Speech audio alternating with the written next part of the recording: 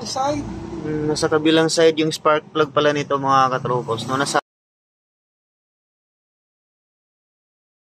Ha? TBX. TBX? Oh. Easy Ride TBX 150. Oh. Ang radiator.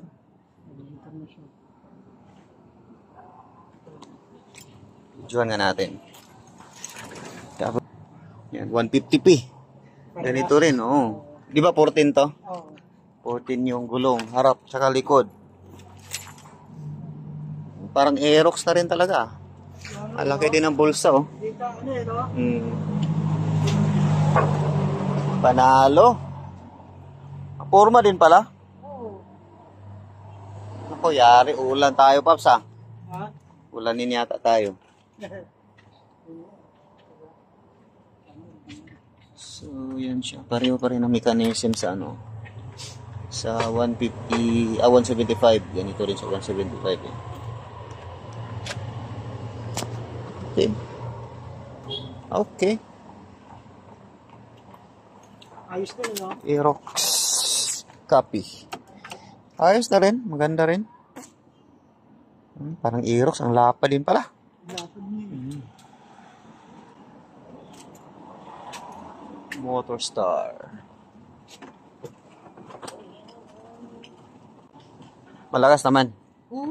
Malakas din. Side. Nasa kabilang side yung spark plug pala nito mga katropos. No? Then yun na nga, malakas daw talaga hatak nito. Naka-radiator kasi.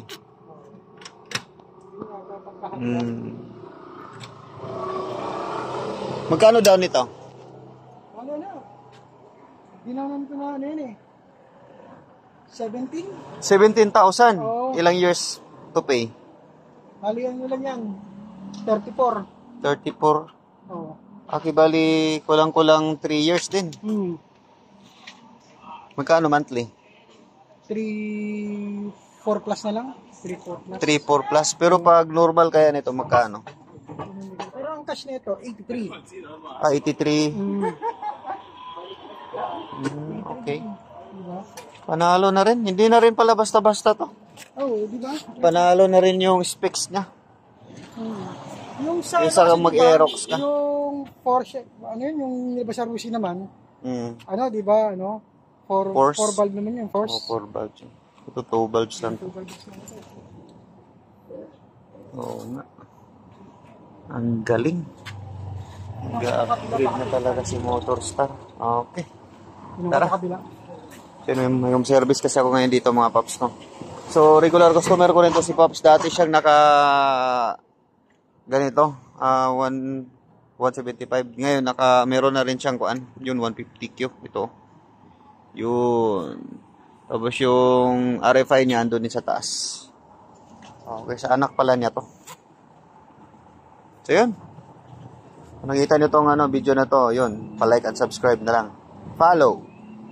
So, konting specs lang naman yung nabanggit ko doon. Saka down, magkano yung dinown niya? 17,000. Tapos 3-4 yung monthly. So, 34 years.